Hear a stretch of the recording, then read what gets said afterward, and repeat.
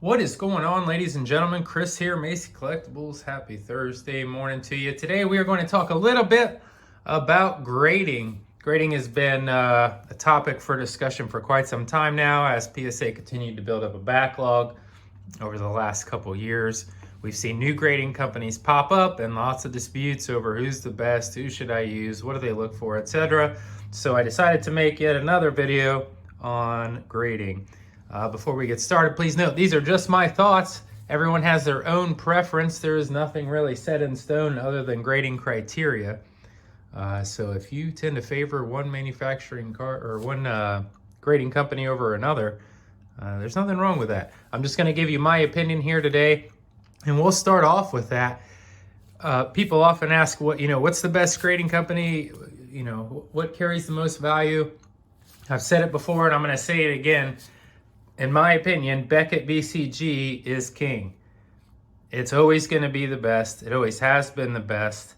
I suppose people can dispute that, but if you look at sales records, sales history of pretty much any sport in any given time, a Beckett 10 is always going to pull a premium over any other grading company. That's just the way it's been, and I believe that's the way it'll continue to be for some time. Traditionally very stringent in their grading, thus the reason for a big part of the reason why there's a premium there with Beckett. So Beckett number one. Number two for me is definitely going to be PSA.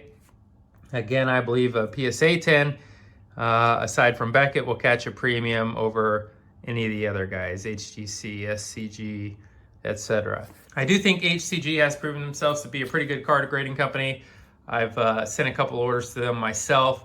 I like how you can customize the label, just a little bit of evolution there in the card market. So I appreciate what they're doing. They seem to be grading pretty well, pretty fairly, pretty accurately, in my experience at least. But regardless of which grading company you decide to go with, you're going to want to look for some of the same things. So I've just got a card here. For those of you who have been around the block or have gotten your cards graded, this may be a little boring or a little bit obvious info, but clearly this is geared more towards our newer folks or folks maybe you don't have experience grading and have some questions. So I got a card here, and it doesn't really matter what card you use. Again, you're going to use the same criteria for any. And I would start off the bat by saying if you're lucky enough to already have a PSA 10 of a card that you want to get sent in, that's clearly the best way to look and see, border wise, if you're unsure, you don't know how to look it up and see what, specs a card should be, you can at least get a decent idea off of your graded card. That's kind of a no-brainer. But we got here an Islam Makhachev. This is 2019 Topps UFC Chrome. And rule number one for me is if you're handling raw cards especially, wear gloves. Whether you're ripping them or you're just looking at them or you're repackaging them, whatever you may be doing, wear gloves. It just eliminates any kind of possibility of you getting fingerprints and smudges and food and grease or whatever onto the card and damaging the surface, okay? Because that's one of the grading criteria we'll get to is the surface. So just wear gloves anytime you mess with your cards. You don't have to. Cards are able to be cleaned, but for me, there's just no point in taking the risk to begin with. But what I do personally, when I have a card that I'm looking to get graded, the first thing I do is check the corners. That's always the very first thing that I do. I'm going to check all four corners, look very closely. Hope my camera picks it up here. You want a nice sharp corner. You don't want to see any silvering, or silvering is what they call when you see like the white cardboard start to kind of pull off from the corners or from the sides there. You want a nice sharp corner with minimal to no silvering at all. That's a pretty decent corner there. And we're zoomed way in here, which of course that's what's going to happen when you get it graded. They're going to be looking quite closely at it. So you want to check all four corners, because if one of your corners is really bad, or one of your corners is bad at all really, and your goal is to go after a 10, you can just stop right there. So that's usually the first quick and major disqualifier. Arguably the most important aspect of getting a card graded is the corners, but that topic is definitely up for debate. But the corners are something that will absolutely disqualify you from a 10 right off the bat. So I always check my corners first, make sure that they're good to go. Aside from the corners, what they actually include in corners is your edging. The edging matters. Again, you don't want silvering And I'm going to try to focus in here. You can kind of see, hopefully, what looks like a little bit of silvering at the top. It is not. If you look from the top, just loose cardboard dust, the way 2019 was created. And a lot of times you can run your gloved finger across there and see it remove. Now, if we look on top of Islam there, you can see a little bit of a, if we can get it to focus in there, you can see a little bit of a rough edge here, right below my finger. That's the kind of stuff you're looking for there. You can see it there as well. It's just not a perfectly straight line. Again, we're zoomed in, so to the naked eye, it looks to me like a nice, clean, straight corner. As you can see from there, you know, it looks pretty legit. But you want to really get in there and look, run all along the edge of the card, look for any silvering, any pullback, anything of that nature. The second thing I look for is the image itself. Now, with Prism and Chrome, this usually is never a problem, but especially with paper, you want to ensure that your image is not blurry. You want to ensure that we had camera trouble there. You want to ensure that your camera is not blurry, or I'm sorry, that your photograph is not blurry, and that your photograph is really in focus there. You've got a nice, sharp, clear image. Again, in Prism, Chrome, and other thick stock cards, this usually is not an issue. Usually this is an issue with paper, older sets, you know, even 15 has some blurry images. I've got a couple cards that are hilariously blurry, so much so that I kept them because it was so funny to me how poor the card was. But that's something else you need to look for, is the sharpness of your image. Make sure it's good to go, it's nice and in focus, and it's got clean edge lines anywhere there should be, like on Islam's arm, etc. The next thing that I look for is the surface. I'll give a glance over the surface without any light, just kind of looking over it. You're gonna look for obvious things, of course. Scratches, any kind of peeling. If it's a holographic card, sometimes the holograph can peel away, the refractor can peel away. Again, this is more typical with paper than it is with this thick stock. And when it pulls away, you'll see like little silver spots, and they're kind of hard to see if you don't know what you're looking for, but you want to look for those because they are definitely looking for those. That's part of your surface grade. Another thing you can do is hold it against the light there. I know I'm blinding you guys, but that's what you want to do. And that will really help you draw out any scratches or fingerprints or smudges that you may have left on the card. And you want to make sure there's absolutely nothing on there. So I do that. I tilt it towards the light. I give it a look over like that.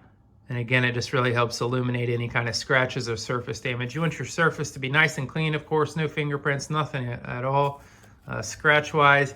And the same for the back. The backs are often a lot harder to see, a lot harder to tell, so you really want to, here's a better example of when you can use the light like that. It really illuminates the back of the card and helps you draw out any scratches, see if there's any scratches on there. And this one looks pretty good. So then after I check the surface there, again, making sure it's free from any kind of staining, water stains, sunspots. Keep your cards out of the sun, folks, if you're not. That's very important. Your cards will absolutely fade or get sunspots on them. I used to have a card displayed in my room, in my bedroom, and didn't realize that for an hour a day the sun was hitting it in the evening until it had a big sunspot on it. So learned my lesson there. You don't want to be that guy. Let me have already been that guy for you. The next criteria you look for, of course, is the infamous centering. So centering can be a bit tricky, especially on cards that only have a two-sided border. The best thing that you can do really is go on Amazon and get you a really cheap pair of calipers. This is what I do. Maybe this is over the top or unnecessary. PSA has a rule. I know they go by 55, 45%, and it cannot exceed 60, 40% on your border. So go ahead and get you a caliper if you want, or again, a known 10 is best. But if you get you some just some cheap calipers, usually some jewelry calipers work best for, in my experience. And you're gonna lay your card down and you're gonna look at that measurement on the side there. Now you wanna lay a plastic sleeve over this or get it in a top loader. You don't want to be messing with the calipers on top of your raw card, of course. But once it's protected, you can measure those borders. And you want to make sure that those borders are within the threshold. They're as close to as equal as possible so you don't get dinged for borders. On the back, they're more liberal. I think you can get out to 75, 25% on borders on the back. Again, this border should not be the same as that. So it's important that you understand what your card is and investigate what the thresholds should be for that particular set. And then, like I said, just use those calipers and check it out. Prism is really easy because on the front, in the middle, on the sides is the best place to check, to measure whether you have good centering or not. And oftentimes, even with a naked eye, with cards like Prism, it's pretty easy to tell. So once I've got a good border, I'm happy with my border. My corners look good, my edges look good, my surface looks good, my photo is nice and crisp, and my thresholds for the border, I can't remember if I said this already, are in place. Then I know that I've got at least a contender for a 10. It's pretty much impossible to look at a card and guarantee you're going to get a 10. Just that, I don't know, maybe other people can do that. I don't have 100% success rate by any means, but it can certainly keep you in the 9-10 range. I've only had a couple times where cards came back less than a 9 that I had sent in, which kind of surprised me. In fact, if you watch that PSA video from before, we had 2 come back out of the 54 that were below 9, which, is about average. So that's still less than 2% of the cards I'm putting in are coming back less than a 9, which is great because grading's expensive. And if you can have less than a 2% error rate on your part, you can help save yourself some money if you're somebody who doesn't want your card to get graded out as an 8 or a 7, etc. You can also put in a minimum grade when you get your card graded. With PSA especially, you can tell them, hey, don't encapsulate this card if it doesn't score higher than 7, 8, 9, whatever you want to put down, and they will honor that.